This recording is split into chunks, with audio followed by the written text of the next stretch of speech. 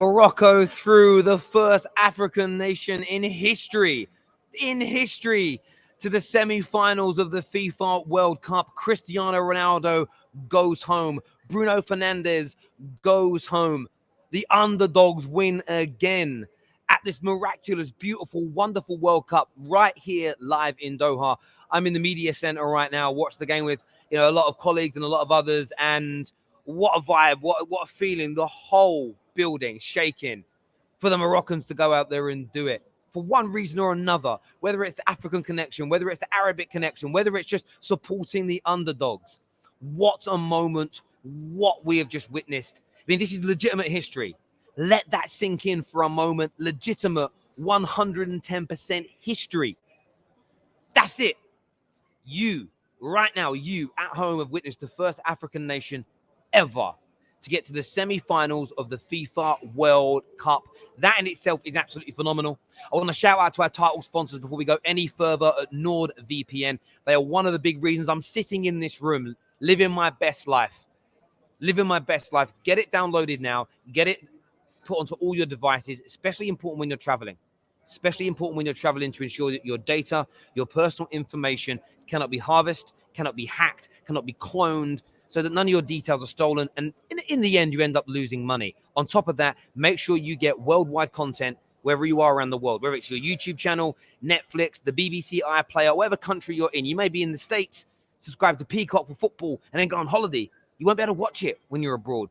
NordVPN allows you to get that done. 4 months free, 30-day money-back guarantee. Get it downloaded and or installed up to six devices for the price of one, essentially. But where do we start with that game? Where did we start? I'm going to come back to Morocco in a minute.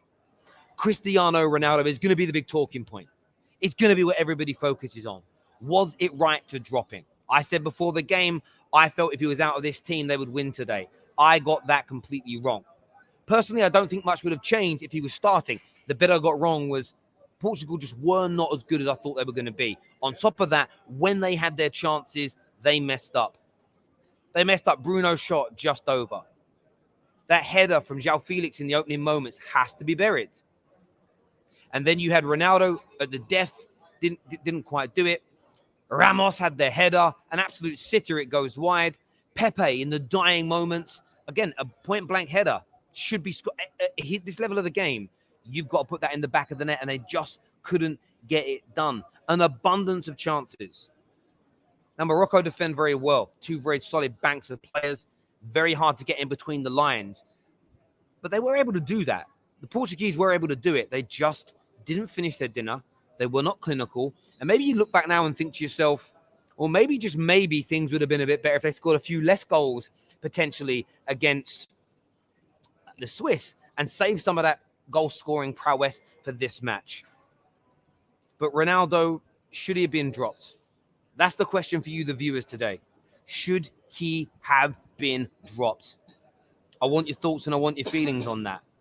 We saw him walking down the tunnel, crying his eyes out at the end. He knows that's it for him now. He will never lift this trophy. He will never win this trophy. They should have got on paper, they should have got to the semi-finals at the very least. He'll also never score a knockout World Cup goal. And you can see the heartbreak. You can see how broken he looks. His lack of performances in the group stages led to him losing his place. He did, though, have, including injury time, 50 plus minutes to make an impact, and he just couldn't do it. So what's your reaction to that? Equally, the Portuguese. Did we overhype them because of how good they were against Switzerland? Did we overhype them? Were people underestimating Morocco? I certainly feel that I did. I feel like I certainly underestimated Morocco a little bit too much in this game because they've had so many great results so far. I thought, can they keep doing it? The answer is yes. Now, this team has a fantastic chance of beating either England or France in the next round, and not only being the first African nation to get to a semi-final, they could find themselves in the final positions as well. They defend well. They've got a great shape. And there's a player in their team that is a shoo-in for me for team of the tournament, and that is Amrabat. What a performer he is. What a player he is. Now, I'm not overly familiar with Serie A. I don't watch it on a regular basis. And I hear lots of good things. I've been researching. The Fiorentina fans have said about him. A lot of people talk about how good he is. But at this World Cup, I say now, after what we saw from Brazil yesterday and from them today, Amrabat goes into that kind of holding midfield role. Certainly the player of the tournament in that position for me as it stands right now, because he isn't playing with the world-class talent that others are. And he's been able to deliver. You know, of course, there's been Hakimi. Of course, there's been Hakim Ziyech. They've been absolutely brilliant in this side as well. But you know what they have at Morocco? They're a well-oiled machine. They are a team, and they are together every single step of the way. You can't get away from it. You can't get away from how close they all are as a unit. So I'm not writing them off anymore as they move on throughout this. And by the way, I just want to say the only reason we're not live doing this, I didn't know we were going to be here at the media center, and I've got to get back for the England-France game. But we will be here for both semi-finals and final here in the media center for you. This all just came about quite last minute, as you all know. This wasn't something that we've been planning for months. So I hope you're liking the setup and the decor, and it's a buzz in here, and I really wish I could share. I'll show you guys more. Don't you worry about that. But the rest of this Portuguese team, when you break it down, when you look at it, when you think about it, they will be disappointed today. I thought João Felix had another one of his unimpactful games. He had another match where I just look at the situation and think to myself, are you really worth the £100 million that everybody speaks about? It was a disgraceful display from Bernardo Silva. Absolutely awful. Abject performance, poor on the ball, no cutting edge at all, really, for me. None. Did he create any chances? Not really. Gave the ball away far too often at pivotal moments. I was highly disappointed with Rafael Leao and Ramos today. Both young, both inexperienced, both got a lot of time to improve and get better, but they really didn't come out and do themselves any justice. Rafael Leao especially, long balls into the box. As the game's drawing to a close, that is when you want someone to take a risk, beat a man, move the needle. But the longer the game went on, the less likely they looked like they were going to score. The confidence was being sapped out of them by the Moroccans. It's a bitterly disappointing night. Bruno Fernandes, let's talk about him. As the game faded, we saw the poor Bruno come out. Now, he created the most amount of chances on the pitch, hit the crossbar with a spectacular shot, had enough effort that just went over. But the longer the game goes on for Bruno, he becomes overly frustrated, he becomes a bit too cavalier, and he starts to let up, he starts to make mistakes. He let his nation down in the end. So this isn't an agenda against any one particular player. I'm calling out my favorite player at the moment, which is Bruno Fernandes. He had a bad night as well.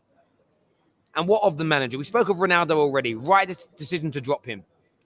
I think he turned to Cristiano Ronaldo too early. I think he turned to Cancelo too early. Far too early. Because you're dropping them because they've been poor. And what you're essentially saying to the rest of your team, you get 50 minutes in and go, right, got to make a change. Saying you don't believe in them. Portugal will be nullified by the Moroccans in the first 40 minutes. Morocco scored.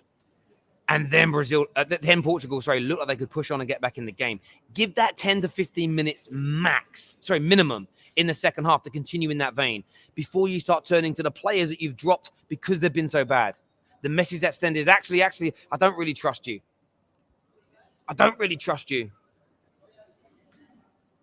then the final performer that's probably going to go unnoticed because Ronaldo's going to get the headlines, Bruno's going to get the headlines, Bernardo Silva's going to get the headlines. Diego Costa in goal. As much as I believe Morocco deserved this victory, they absolutely truly do. That's an unadulterated fact. They deserve it. The mistake, the huge, colossal mistake from the goalkeeper. Now, this guy's linked with multiple tens of millions of pound moves to the likes of Man United. That header was fairly simplistic. If he stays in his line, he catches it. Portugal maybe go through. He rushes out, he mistimes his jump, and he makes a massive, massive mistake. So he deserves a huge amount of criticism as well.